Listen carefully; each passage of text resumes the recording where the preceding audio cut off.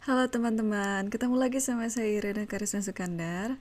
Kali ini kita akan membahas partai kedua saya melawan Pak Dadang Subur. Kalau kemarin kita sudah melihat bagaimana uh, cara main dan lain sebagainya di partai yang pertama, kali ini kita akan membahas partai yang kedua. Dan di partai kedua ini kita berganti warna. Kalau sebelumnya saya memegang putih, kali ini saya akan memegang hitam. Yuk kita langsung lihat bagaimana jalan mainnya. Di sini Pak Dadang memilih memajukan pion D4 yang saya jawab dengan kuda F6, kuda F3, E6, E3, B6. Ya, jadi dari 3 langkah putih dan 3 langkah hitam sekarang kita sudah bisa melihat bahwa ini adalah struktur-struktur pertahanan Hindia Menteri. Lalu diteruskan oleh putih dengan gajah E2. Di sini mungkin agak sesuai selera, walaupun gajahnya ini biasanya menempati petak D3, bukan E2. Karena di petak D3, gajah ini bisa mempunyai tugas yang lebih, yaitu bisa menyorot ke H7 atau mencoba menyerang sayap raja hitam. Di sini saya menjalankan gajah B7, karena sudah ada pion B6, jadi gajah B7 hampir langkah pasti untuk menempati atau menjadikan gajah fianchetto. Kuda BD2, gajah E7, A3, saya jawab dengan C5, lalu putih di sini menjalankan C4. Dan dalam posisi ini sudah kurang lebih imbang, baik putih maupun hitam. Lalu saya jawab dengan rokade, demikian juga putih juga menjawab dengan rokade. Nah, di sini saya rasa sudah mulai masuk ke tahap babak tengah, di mana tahap openingnya sudah selesai, yaitu buah-buahnya sudah keluar, raja kami pun sudah rokade, dan kami pun juga bermain di petak-petak pusat.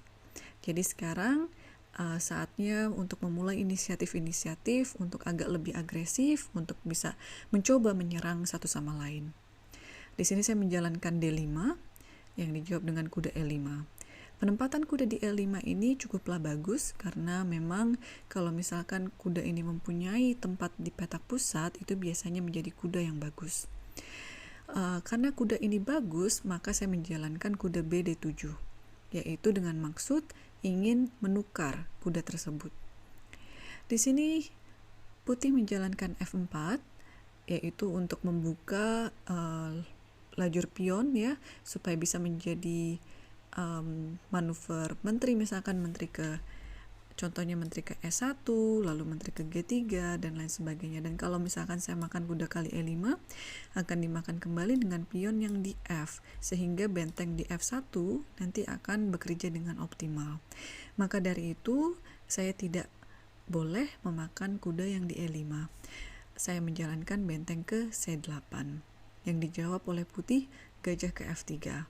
Nah, di sini sebenarnya hitam bisa mempunyai satu peluang untuk lebih unggul, yaitu dengan menjalankan C kali D4. C kali D4, E kali D4, dan gajah A6. Jadi gajah ini memimpin pion yang ada di C4 karena ada benteng di F1 yang nantinya bisa dimakan kalau pion di C4 bergerak. Dan dalam posisi ini baik gajah, benteng, dan pion ini mengancam pion yang ada di C4. Makanya ini mungkin bisa dibilang lebih unggul untuk hitam karena adanya inisiatif seperti ini.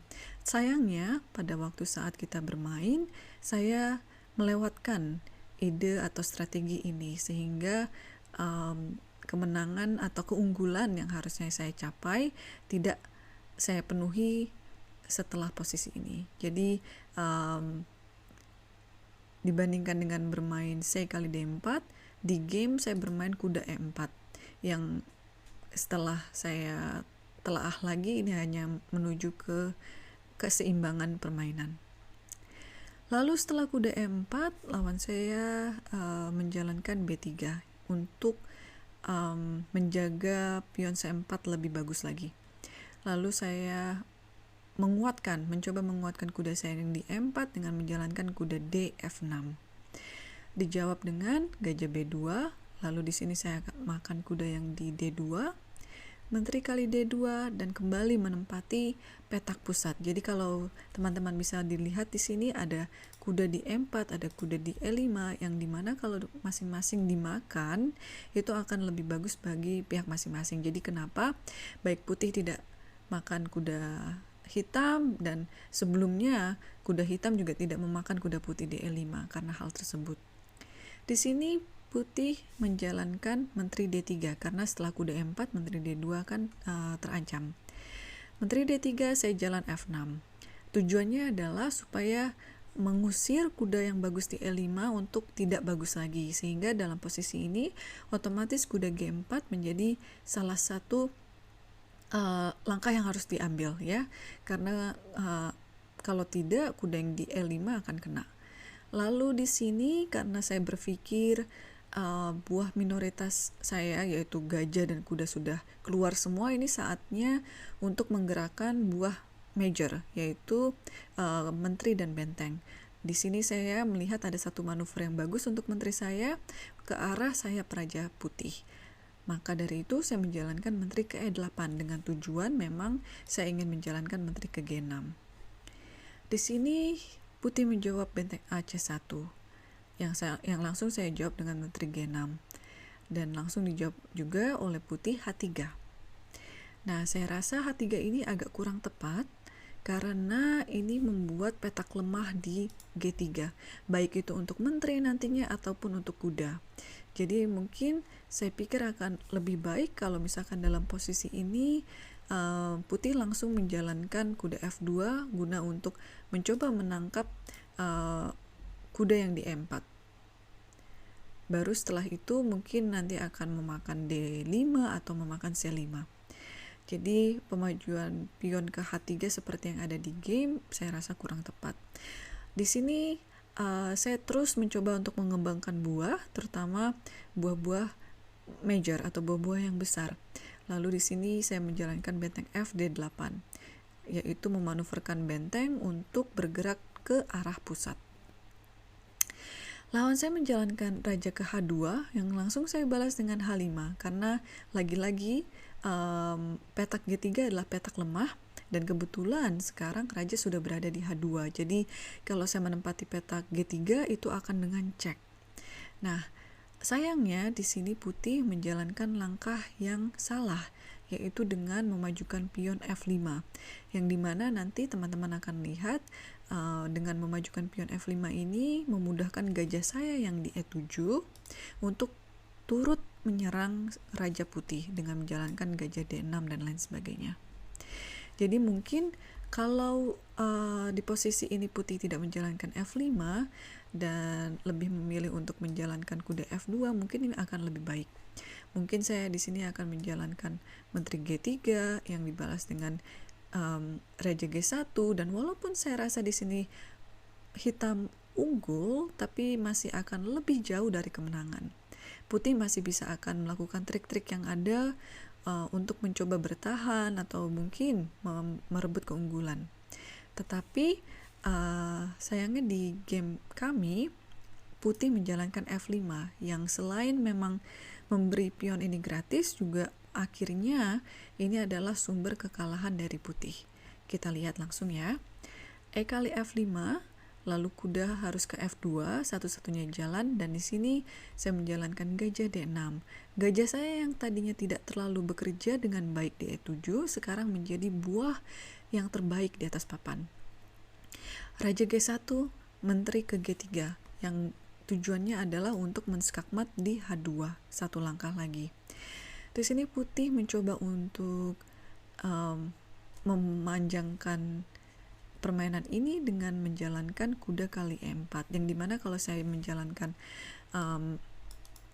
menteri ke H2, raja ini akan ke F2, lolos. Maka dari itu setelah kuda kali E4 saya makan kembali D kali E4, dan ini sudah yang namanya garpu, yaitu menggarpu menteri dan gajah. Jadi kalau menteri jalan, gajahnya akan saya ambil, atau kalau gajah jalan, menterinya akan saya ambil. Jadi itu salah satu tujuan garpu ya, untuk mengancam dua perwira di waktu yang sama. Menteri ke D2, E kali F3, dan dalam posisi ini hitam sudah menang mutlak. D5, yang saya jawab dengan menteri H2. Raja F2, menteri kali G2, dan di sini putih menyerah. Jadi kalau dilihat dari awal, memang perjalanan dari opening sampai babak tengah itu kurang lebih imbang, walaupun saya melewati banyak peluang-peluang untuk menjadi unggul, tapi kurang lebih imbang, walaupun memang hitam lebih banyak inisiatif akhirnya, dan putih akhirnya juga berbuat kesalahan yang kita bisa rekonstruksikan lagi seperti yang saya peragakan. Jadi saya rasa untuk permainan ini agak lebih imbang daripada permainan yang pertama. Hanya satu blunder yang saya rasa juga sangat fatal, yang menjadi sumber kekalahan putih. Jadi ya, di dalam posisi ini sekali lagi F5 yang dimainkan adalah blunder ya. Kalau misalkan menjalankan kuda F2, ini masih akan terus berlangsung. Game ini saya rasa masih akan terus panjang dan masih akan susah juga buat hitam untuk menang. Oke, itu saja dari saya untuk analisa babak kedua. Tunggu analisa babak ketiga ya.